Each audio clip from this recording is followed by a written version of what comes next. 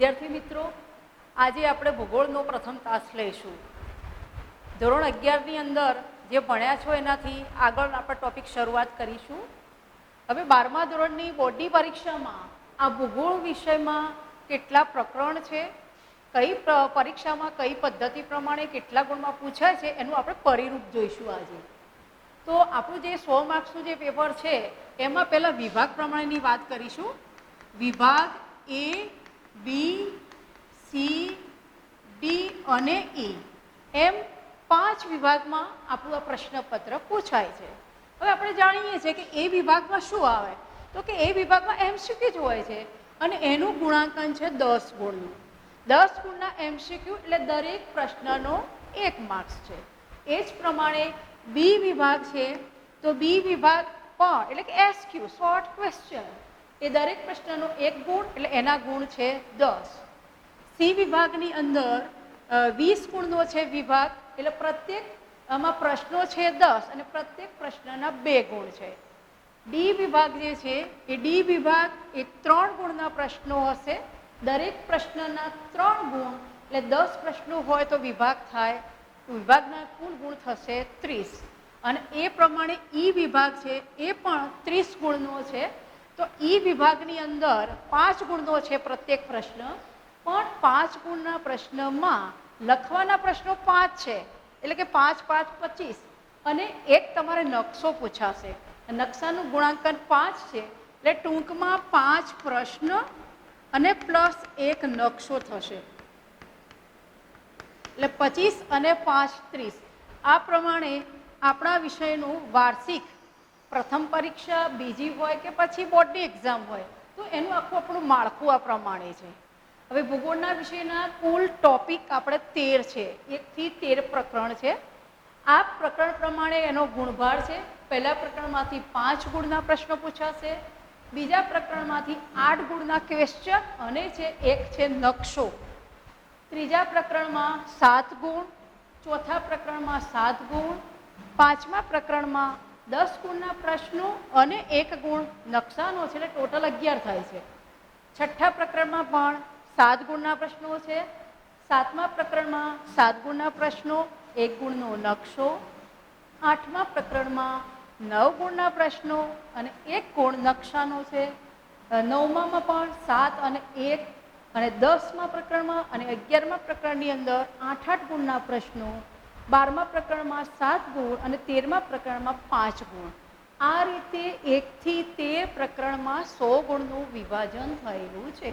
હવે જે રહી વાત કે 5, 8, 7, 10 એ કઈ રીતે પ્રશ્નો પૂછાય છે, તો એમાં વિભાગ A, B, C, D અને E આ બધા જ વિભાગોની અંદર પ્રશ્નોનું વિતરણ હોય છે. પ્રકરણ પ્રમાણે આપેલા ગુણભારમાં કદાચ માર્કિંગ એક્ઝેક્ટ રહેશે, 5 તો 5 ગુણનો જ આવશે, પણ પ્રશ્નમાં ફેરફાર થઈ શકે છે.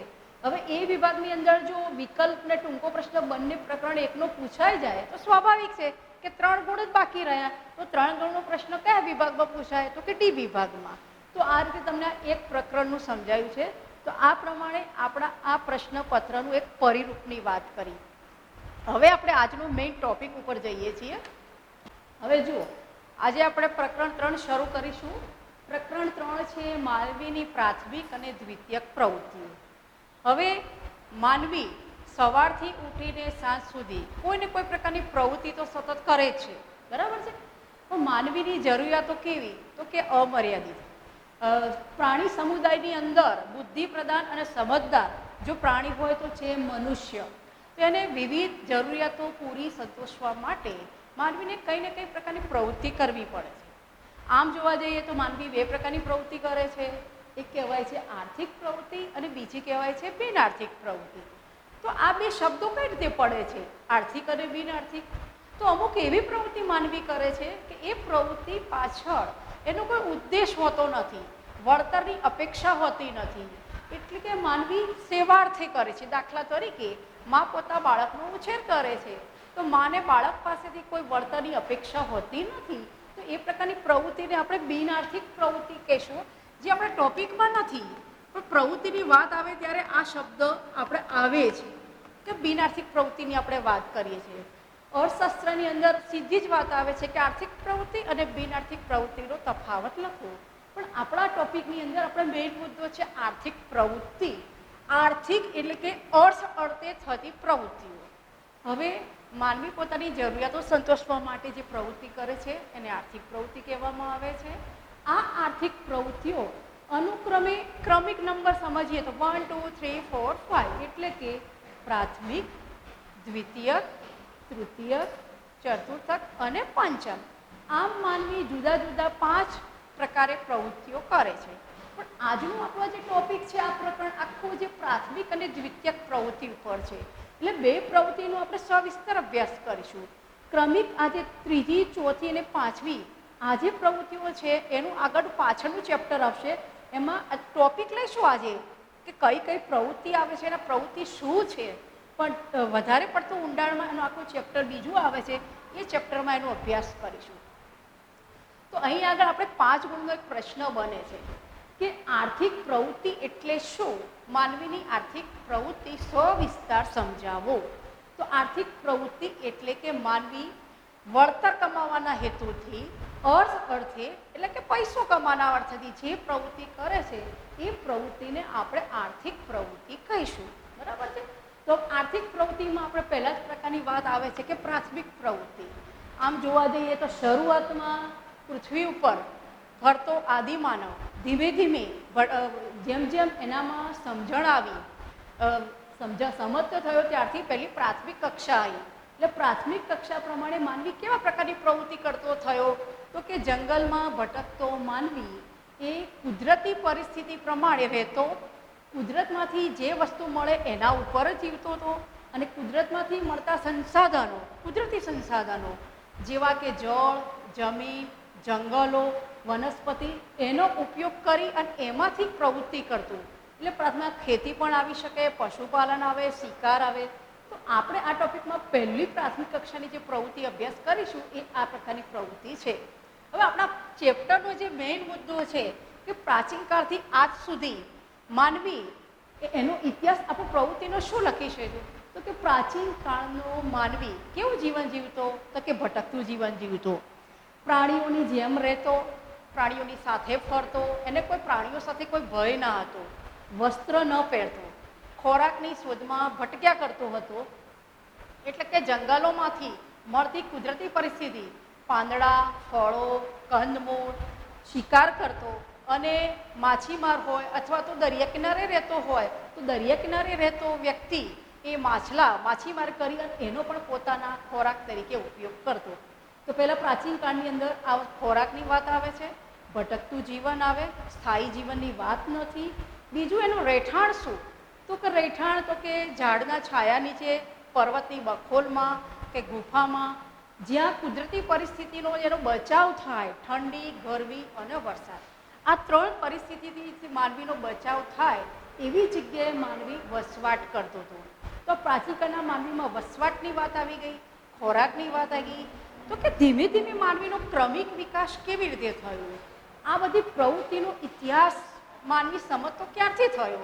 તો એવું આપણે કહી શકીએ કે પહેલાં તો માનવી પશુઓ સાથે રહેતો, પ્રાણીઓ સાથે રહેતો. એટલે કે પ્રાણીઓનું, પશુઓનું મહત્ત્વ સમજ્યો. દાખલા તરીકે આપણે જે ગાય, ભેંસ છે, ઘેટા, બકરા જેવા પ્રાણીઓને પાળતો હોય તો એના દૂધમાંથી એને આહાર મળ્યો, દૂધનો આહાર તરીકે એને ઉપયોગ કર્યો છે. એના પરથી એને સમજાયું કે પશુપાલનની પ્રવૃત્તિ કરી શકાય. એટલે શરૂઆતમાં માનવી અસ્થાયી પશુપાલન તરફ વળ્યો. અસ્થાયી એટલે શું? તો એક જગ્યાએ સ્થાયી ન રહેવું. હવે અસ્થાયી પશુપાલન શા માટે કર્યું હશે?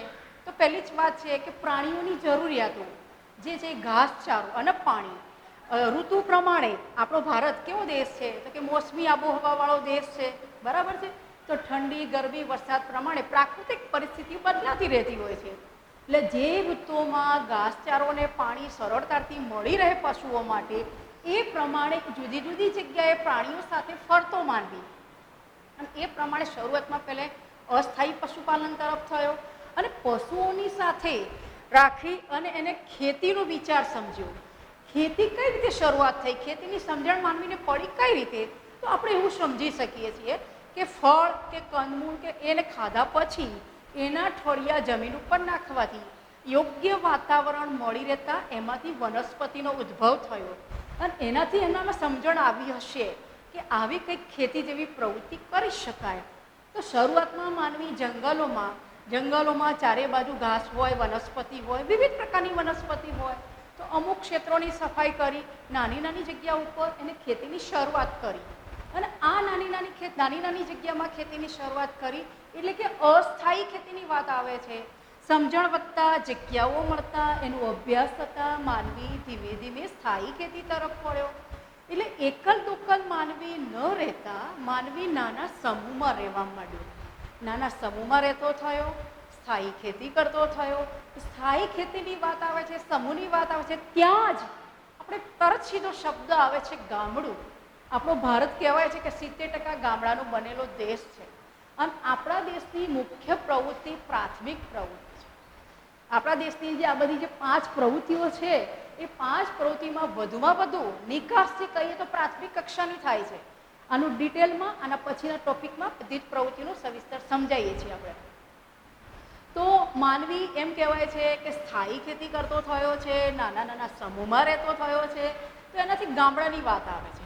એટલે ગામડામાં માણસ નાના નાના સમૂહમાં રહેતો થયો. કુદરતી પરિસ્થિતિ પ્રમાણે એને જે વસ્તુ સાધન સામગ્રી મળે એમાંથી વસવાટ બનાવતો અને ખેતીની સાથે ખેતી કરતો થયો એ ખેડૂત કહેવાયો. પણ ખેડૂતની અમુક જરૂરિયાતો, દાખલા તરીકેના સાધનો હોય તો ખેડૂતની અમુક જરૂરિયાતો વધી એટલે કે બધા લોકો ખેતી કરતા ન થયા. એટલે એમાંથી અમુક લોકો કારીગર વર્ગ તરફ વળ્યા અને કારીગર વર્ગ તરફ વળવાથી એ લોકો પણ વિવિધ આર્થિક પ્રવૃત્તિ કરવા માંડી. આમ ખેડૂતો અને કારીગર વર્ગ એ બંને વચ્ચે શું થયો તો કે વિનિમય વ્યવહાર શરૂ થયો. શરૂઆતની અંદર જાણે નાણાંનું અસ્તિત્વ ન હતું ત્યારે માનવી બધી જ જરૂરિયાતો પોતાની રીતે પૂરી પાડી શકતો નહોતો. બધી જ વસ્તુ પોતાની રીતે ઉત્પન્ન ન થાય ત્યારે શું થયું કે કારીગર પાસેથી જે સાધનોની જરૂર હોય એ ખેડૂત લે અને ખેડૂત એના બદલામાં અનાજ આપે. આ પ્રમાણે ચીજ વસ્તુનું વિનિમય થયું. એટલે વિનિમય પ્રથાની શરૂઆત પણ પ્રાચીન કાળથી જ આવે છે. તો આ વિનિમય પ્રથા થયું અને કારીગર, ખેડૂત આ બધા ભેગા થઈ એક ગામડાનો આકાર ઊભો થયો. એટલે ગામડાના આકારમાં પરિવર્તન આવી ગયું અને ગામડાનો ઉદ્ભવ થયો. તો આપણો જે આ આજનો મુદ્દો છે કે પ્રાચીન કાળથી આજ સુધીનો માનવી ક્રમિક ધીમે ધીમે વિકાસ થયો. ગામડા સવિસ્તર વધતા ગયા, ગામડાની પ્રવૃત્તિઓ વધી છે. તો આ છે પહેલો મુદ્દો, આ પ્રશ્નનો એક ટોપિક બન્યો છે. બીજો ટોપિક આવે છે ઔદ્યોગિક ક્રાંતિ. તો ઔદ્યોગિક ક્રાંતિ આપણા એ વિભાગની અંદર MCQ પૂછાય છે કે ઔદ્યોગિક ક્રાંતિ ક્યારે થઈ? તો કે 18મી સદીની અંદર ઔદ્યોગિક ક્રાંતિ થઈ છે. આ ઔદ્યોગિક ક્રાંતિ ક્યાં થઈ? તો કે યુરોપમાં.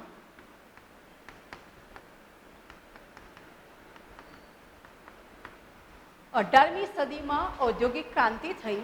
એની અસર શું થઈ? તો કે યુરોપમાં જે ઔદ્યોગિક ક્રાંતિ થઈ છે એનાથી ઉદ્યોગના વિકાસને વેગ મળ્યો. એટલે યુરોપ ખંડના દેશો સવિસ્તર વિકાસ કરતા ગયા અને આ યુરોપના દેશો વિશ્વના અન્ય દેશોમાં ગયા અને આ વિકાસશીલ યુરોપ ખંડના દેશો અન્ય દેશોમાં જતા અને અન્ય દેશોની જે કુદરતી સંસાધનો છે એટલે કે ત્યાંના ભૂમિખંડોને કુદરતી સંસાધનોનો ઉપયોગ કરી એમને પોતાનો વિકાસ સાધ્યો. એટલે કે વિકાસશીલ દેશ વિકસિતમાં આવ્યો. અંગ્રેજો જે છે આપણા ભારત દેશની અંદર પણ અંગ્રેજો પણ આવેલા. એટલે આપણા કુદરતી સંસાધનોનો ઉપયોગ અંગ્રેજોએ કર્યો અને એ લોકો વધુને વધુ ક્રમિક વિકાસ કરતા થયા. હવે આપણા ભારત દેશની જ વાત કરીએ તો શું પ્રશ્ન છે કે ભારતની અંદર કુદરતી સંપત્તિ અઢળક છે પણ આપણી પાસે પહેલામાં બે મુદ્દો છે. એક છે ટેકનોલોજીનો અભાવ, ટેકનોલોજીનો અભાવ અને બીજો મુદ્દો છે મૂડી. આ બે વસ્તુનો અભાવ રહેતા આપણા દેશની અંદર અથવા તો બીજા અન્ય એવા પણ દેશો છે કે જેમાં ક્રમિક વિકસિત દેશોમાં જલ્દી હરોળમાં આપણે આવી શકતા નથી. એટલે યુરોપ ખંડના દેશો બીજા ભૂમિખંડોમાં જઈને પોતે તો ઔદ્યોગિક ક્રાંતિ કરી જ છે, એમની પાસે ટેકનોલોજી છે. એ ટેકનોલોજી અને કુદરતી સંસાધનોનો ઉપયોગ કરી આ દેશો શું થયું તો સવિસ્તર ક્રમિક વિકસતા થયા. એટલે યુરોપ ખંડ એક વિકસિત રાષ્ટ્ર, વિકસિત ખંડ તરીકે અસ્તિત્વમાં આવ્યું. હવે આનાથી બીજી એક અસર નેગેટિવ શું પડી છે તો કે આફ્રિકા અને એશિયા આ ખંડના દેશો અલ્પ વિકસિત શ્રેણીમાં મુકાયા. તમને કદાચ એવું થાય કે બેન અલ્પ વિકસિત, વિકસિત અને વિકાસશીલ શું છે? તો વિશ્વના તમામ દેશોની આજે શ્રેણીની વાત કરીએ છીએ તો પહેલો શબ્દ આવે છે વિકસિત.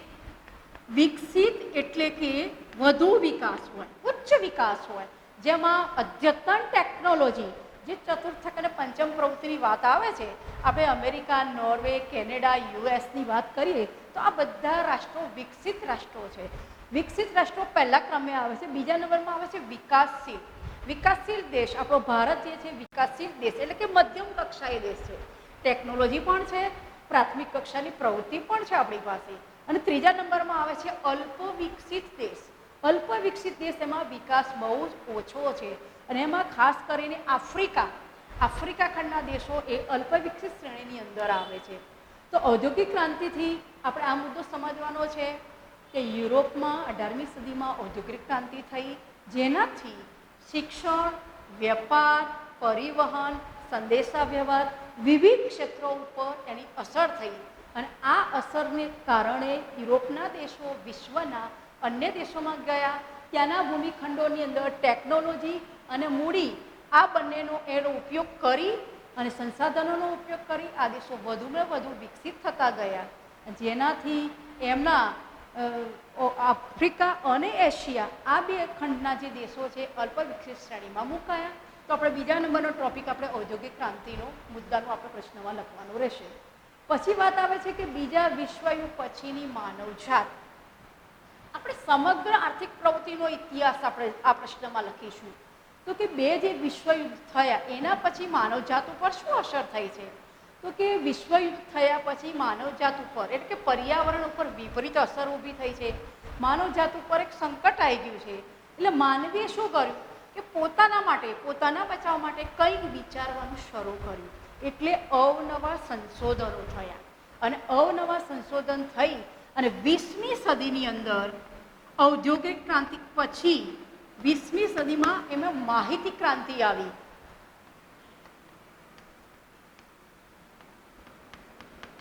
તો માહિતી ક્રાંતિ એટલે શું? માહિતી એટલે કે ઇન્ફોર્મેશન ટેકનોલોજી. 20મી સદીની અંદર ક્રમિક વિકાસ થતાં થતાં માહિતી ક્રાંતિનો ઉદ્ભવ થયો, ઇન્ફોર્મેશન ટેકનોલોજી. આપણે આગળના ચેપ્ટરમાં જ્યારે તૃતીય, ચતુર્થ અને પંચમ પ્રવૃત્તિનો અભ્યાસ કરીશું ત્યારે આપણો પ્રશ્ન હશે જ કે ઇન્ફોર્મેશન ટેકનોલોજી કોને કહેવાય. અને જ્યારે ઇન્ફોર્મેશન ટેકનોલોજીની વાત કરીએ છીએ તો ત્યાં આગળ કમ્પ્યુટર આવે છે અને ઇન્ટરનેટ પણ આવે છે. તો માહિતી ક્રમિક વિકાસ ક્ષેત્રમાં ઇન્ફોર્મેશન ટેકનોલોજી, કમ્પ્યુટર, વિવિધ સંશોધનો અને ટેકનોલોજી સાથે જોડાતા આખું એક વિશ્વ એક નાનું ગામ બની ગયું. તો આ પ્રમાણે આપણો આજનો આ જે પ્રશ્ન છે 5 ગુણનો પૂરો થાય છે.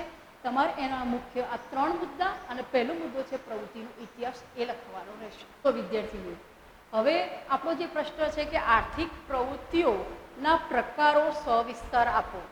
આ પ્રશ્ન 3 ગુણનો પ્રશ્ન છે.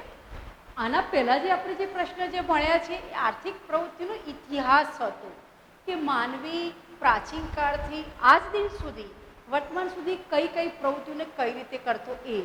આ જે છે પ્રવૃત્તિઓના પ્રકારો છે. તો માનવીની પહેલી જ આપણી પ્રવૃત્તિ છે પ્રાથમિક પ્રવૃત્તિ.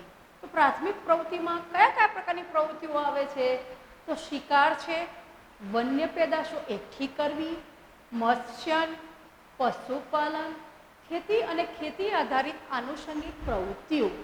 તો જંગલમાં રહેતો માનવી પહેલામાં પહેલી પ્રવૃત્તિ શિકાર કરતો, બરાબર. એનું અલગ આપણે આખો પ્રશ્નના પછીના મુદ્દામાં આવશે, બરાબર. શિકાર પ્રાણીઓની સાથે ફરતો, કુદરતી સાધનોનો ઉપયોગ કરી અને શિકારની પ્રવૃત્તિ કરતો. પછી વન્ય પેદાશો એકઠી કરવી એટલે જંગલમાંથી મળતી રાખ, રાળ, ગુંદર જેવી વસ્તુઓ ભેગી કરે, એમાંથી ક્રમિક બીજી વસ્તુ બનાવે. દાખલા તરીકે શાક કે સાલ હોય તો ટોપલા ટોપલી બનાવી, ખોખા બનાવવા. તો આ રીત પ્રમાણેની વિવિધ પ્રાથમિક પ્રવૃત્તિ છે. પછી મત્સ્યન એટલે કે માછીમાર, બરાબર. તો માછીમારો પણ માછલા, દરિયામાંથી માછલા પકડવા. પછી આની અંદર બીજી પણ બાબત આવે છે અગરિયા, કે દરિયા કિનારે રહેતા લોકો મીઠું પકવવાનું જો પ્રવૃત્તિ કરતા, એ પણ પ્રાથમિક પ્રવૃત્તિમાં આવે છે. પશુપાલન, પશુપાલનમાં અસ્થાયી પશુપાલન અને સ્થાયી પશુપાલન આવે છે. એટલે પશુપાલન કરતો થયો અને પશુપાલનની સમજણ વધતા તે ખેતી તરફ વળ્યો છે. ખેતી એટલે કે માનવીના ખોરાકની વસ્તુઓ, અને બીજી જે છે કે ખેતી આધારિત આનુષંગિક પ્રવૃત્તિઓ, એની અંદર વિવિધ એવા પ્રકારની ખેતી, જૈવિક ખેતી છે કે જેમાં માનવીનું આહાર તરીકે સીધી વનસ્પતિનો ઉપયોગ નથી થતો. તો આપણે ખાલી એમ કહી શકીએ કે ફૂલો, હવે જે માળી લોકો જે ફૂલોની છે, તો મંદિરોમાં વપરાતા ફૂલો સજાવટ તરીકે વપરાતા, તો એ પ્રકારની ખેતીમાં આનુષંગિક પ્રવૃત્તિઓ પણ આવે છે. હવે આ પ્રાથમિક કક્ષાની પ્રવૃત્તિ. એના પછી આપણો બીજો મુદ્દો છે કે દ્વિતીયક પ્રવૃત્તિ. તો દ્વિતીયક પ્રવૃત્તિની અંદર ઉદ્યોગ વિષયક પ્રવૃત્તિની વાત આવે છે.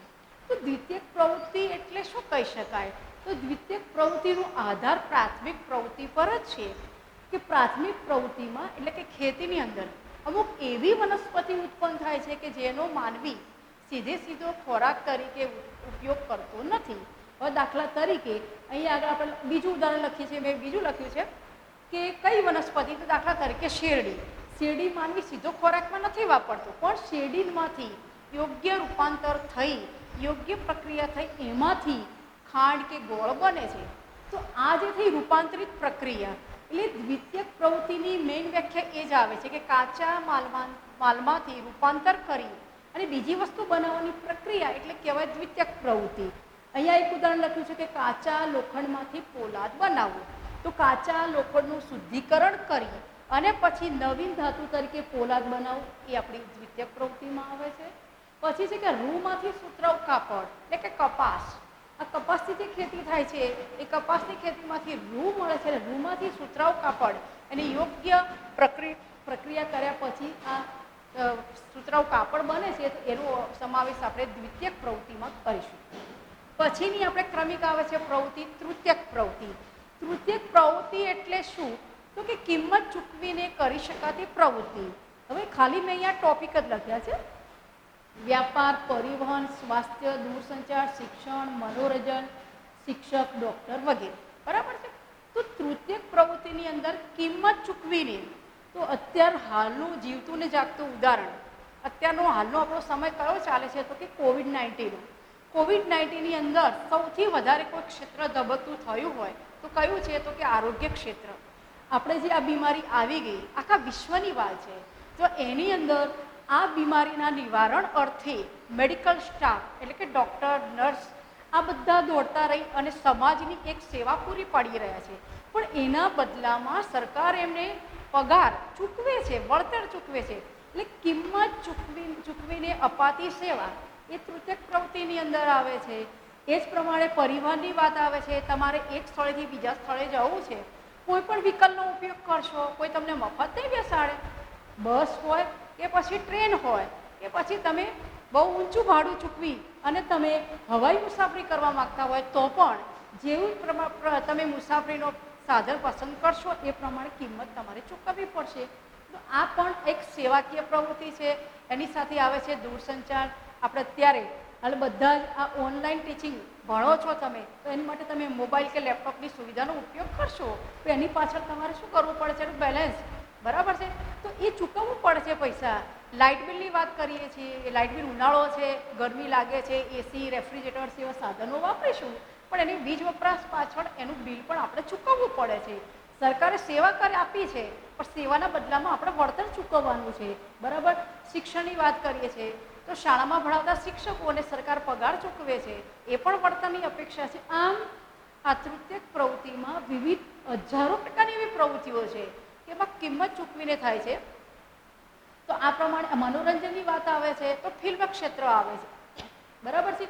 ટીવી પર, દૂરદર્શન પર પ્રસારિત થતા કાર્યક્રમો, તો આ પ્રમાણેની વિવિધ પ્રકારની પ્રવૃત્તિઓનો અભ્યાસ તૃતીયક પ્રવૃત્તિમાં. એના પછીની આ જે બે પ્રવૃત્તિ છે બહુ જ અગત્યની છે, જેનાથી જ આપણે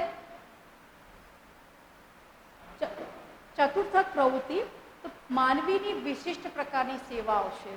માનવીની વિશિષ્ટ પ્રકારની સેવાની અંદર જ્ઞાન આધારિત ઉદ્યોગો, સંશોધન અને ઉચ્ચ સ્તરની રાજકીય અને વહીવટી સેવાઓની અંદર આવે છે. આ પ્રવૃત્તિમાં એક તો ઉચ્ચ શિક્ષણ હોય છે, એટલે આપણે કોલેજ કક્ષાની શિક્ષણના સમુદાયમાં આપણે વાત કરીએ તો કોલેજની અંદર જે પ્રોફેસર કે અધ્યાપક, એમનું ઊંચું શિક્ષણ હોય છે, એમનું જ્ઞાન પણ ઊંચું હોય છે. પછી બીજી બાબત આવે છે જ્ઞાન આધારિત ઉદ્યોગોની અંદર આવે છે, એટલે કે કંપનીઓ. આઈટી કક્ષાની કંપની હોય, બીજી આઈટીઆઈની કંપનીઓ હોય, તો જ્ઞાન આધારિત ઉદ્યોગો છે. તો રિસર્ચ સંશોધન તો મેડિકલ કક્ષાનું હોય, એન્જિનિયરિંગ કક્ષાનું હોય કે વિવિધ ક્ષેત્રના જે સંશોધનો થતા હોય, અને ઉચ્ચ સ્તરની રાજકીય અને વહીવટી સેવાઓ એટલે કે પ્રધાનમંત્રી જે છે, રાષ્ટ્રપતિની સેવાઓ છે કે આખા દેશના લેવલને વિચાર કરીને અને એમને યોગ્ય નિર્ણયો લેવાના હોય છે. તો આ પ્રકારની જે ઉચ્ચ કક્ષાની પ્રવૃત્તિઓ અને વિશિષ્ટ પ્રકારની સેવાઓ એ ચતુર્થ પ્રવૃત્તિમાં તેનો અભ્યાસ આવે છે. અને છેલ્લી આપણી પ્રવૃત્તિ છે પંચમ પ્રવૃત્તિ. ચતુર્થક પ્રવૃત્તિમાં જોડાયેલા વ્યક્તિઓ પંચમ પ્રવૃત્તિ તરફ આગળ વધે છે. એમાં વિશિષ્ટ કક્ષાના નિર્ણાયકો હોય છે, જેમાં આપણે આઈપીએસ, આઈએએસ કક્ષાના અત્યારે એ વધુમાં વધુ ઊંચામાં ઊંચું જો મહત્વ હોય તો એ છે, બરાબર. પછી કે કુશળ સલાહકારોની સેવા, વહીવટી નિર્ણય નિર્ધારકોની સેવા, એમાં ઉચ્ચ કક્ષાનો શિક્ષિત વર્ગ આ પંચ પ્રવૃત્તિ પાછળ જોડાયેલો છે. કેટલો થયો?